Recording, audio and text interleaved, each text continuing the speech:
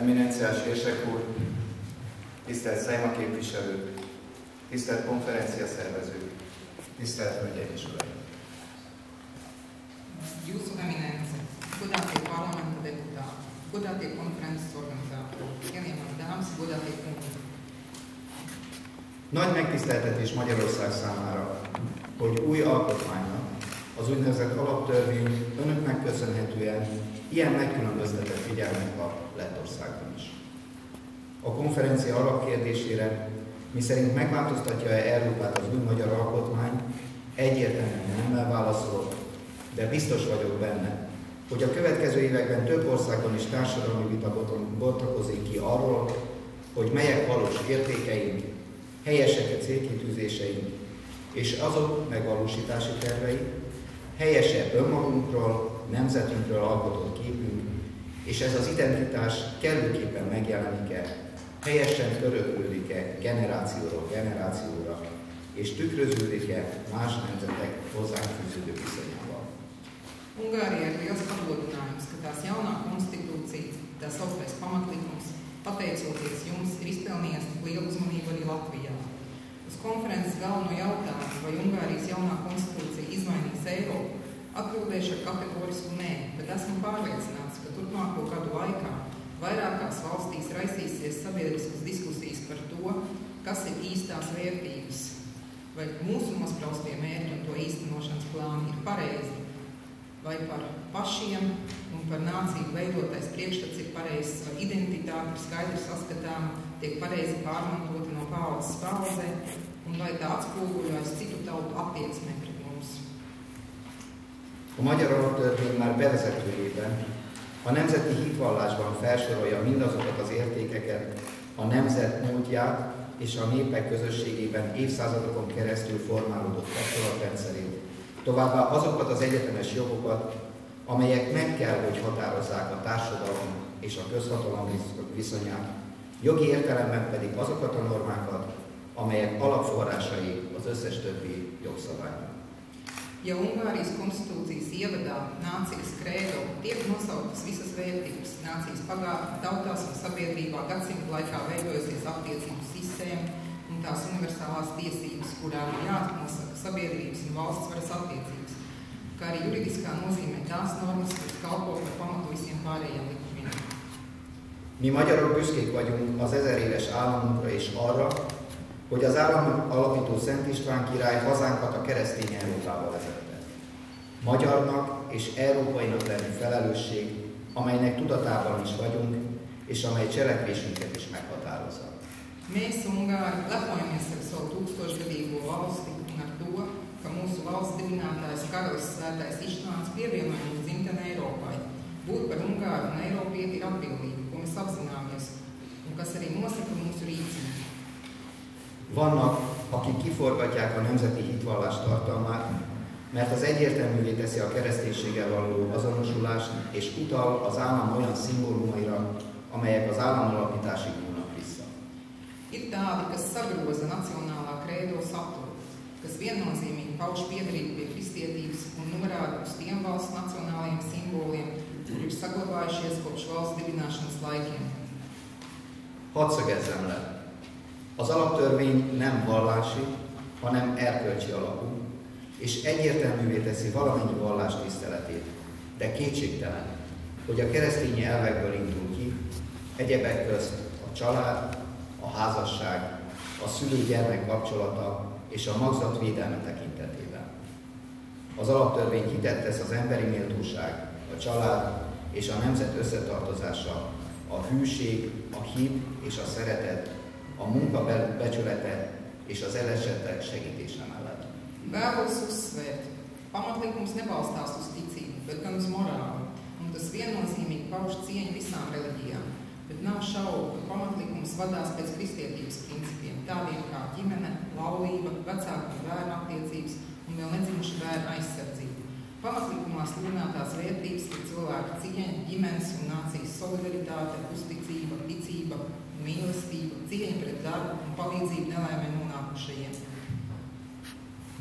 Minden nemzet esetében kiemelt jelentősége van az állammal történő azonosulásnak és a történelmével való szembesülésnek. Az alaptörvény büszkén hirdeti a múlt dicső napjait, és elutasítja a zsarnoki időszakokat, a diktatúrák alatt elkövetett bűnöket elévülhetetlennek nyilvánítja. Az új alkotmány megalkotásának alapja éppen az 1949-es kommunista alkotmány, illetve az elmúlt 2 évtizedben toldozgatott, változatának végleges elvetése és teljesen új alapdokumentum elkészítése volt.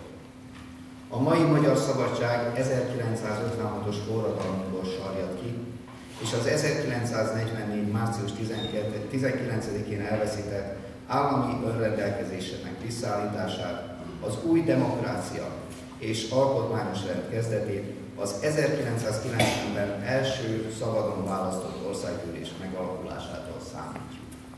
Katrai nācijai ir svarīgi spēt identificēties ar valsti un atzīt savu vēsturi. Pamatlikums lepni sludina pagātnes spožu un noliedz apspīdēja laika posmu, neatzīst diktatūras laikā pastrādāto noziegumu un nojaukumu iestāšanos. Par pamatu jaunās konstitūcijas izveidošanai kalpoja atteikšanās no 1949. Gada komunistu konstitūcijas, kā arī tās 20 gadu garumā lāpītajām versijām un pilnīgi jaunu dokumentu radīšanu. Ungāru mūsdienu brīvība ir radusies 1956. Gada revolūcijas laikā, un par valsts pašnoteikšanās atjaunošanas un jaunās demokrātiskās un konstitucionālās kārtības sākumu uzskatām 1990. Gadu, kad pirmajās brīvajās vēlēšanās tika ievēlēts parlaments. Tisztelt Hölgyeim és Uraim! Magyarország elkötelezett a demokrácia, az egyetemes emberi jogok, a szabadság mellett és az Európai Unió mellett, amely egyúttal annak az elfogadását is jelenti, hogy szuverenitása egy részét a többi tagállammal közösen az Európai Unió intézményei útján gyakorolja. Ennek megfelelően Magyarország természetesnek tekinti a közösségi joggal és általában az uniós normákkal való azonosulást. Amennyiben az alaptörvény alapján hozott új törvények némelyikében módosításokra van szükség, azt a magyar törvényhozás természetesen elfogadja. Elfogadhatatlan azonban, hogy nem a közösségi joganyagba tartozó és az uniós szellemmel nem ellentétes jogalkotás miatt a tények ismerete nélkül támadják az országot a nemzetközi sajtóban, vagy éppen az Európai Parlamentben, ahogy erre volt példa az elmúlt időszakban is. Cienījamās dāmas un godājamie kungi, Ungārija iestājas par demokrātiju, universālām cilvēku tiesībām, brīvību un Eiropas Savienību. Un tas nozīmē, ka Ungārija savas suverenitātes vienu daļu realizē kopīgi ar citām dalību valstīm caur Eiropas Savienības institūcijām. Saskaņā ar iepriekš minēto Ungārija uzskata par pašsaprotamu savu identificēšanos ar Eiropas Savienības likumdošanu un normām. Ja būs nepieciešams veikt grozījumus dažos jaunās konstitūcijas likumos, Ungārijas likumdošana to uzskatīs par pieņemumu. Bet nepieņemami ir tas, ka nezinot faktus saistībā ar likumiem, kuri neietilpst Savienības likumdošanas kompetencē, bet nav pretrunā ar Savienības likumdošanu, Ungārija uzbrūk gan starptautiskajā presē, gan, kā tas notika pavisam nesen, Eiropas parlamentā. Engedjék meg, hogy a magyar történelem egyik jelentős napjáról és időszakáról is megemlékezzek. Március 15-e nemzeti ünnep Magyarországon. Az 1848-49-es magyar forradalom és szabadságharc kezdetére emlékezünk. 164 évvel ezelőtt a pesti fiatalok előzöntötték a város utcáit, hogy szabadságot, a Habsburg birodalomtól független magyar kormány megalakulását követeljék. Március 15-én írta és szavalta el a Nemzeti Dal című versét a nemzet költője, Petőfi Sándor. A vers refrénje: a magyarok istenére esküszünk, hogy rabok tovább nem leszünk.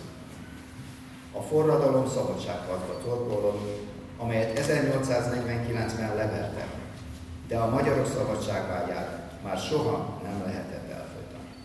Atļaujiet man pieminēt arī nozīmīgu dienu un laika posmu Ungāru vēsturē. 15. marts Ungārijā ir nacionālais svētki. Mēs pieminam 1848. Gadu kā Ungāru revolūcijas un brīvības cīņu sākumu.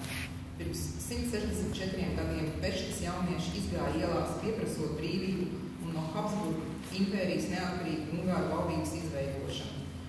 Ungāru dzejnieks Šandors Petīri 15. martā uzrakstīja un nolasīja dzejoli ar nosaukumu Nācijas dziesma.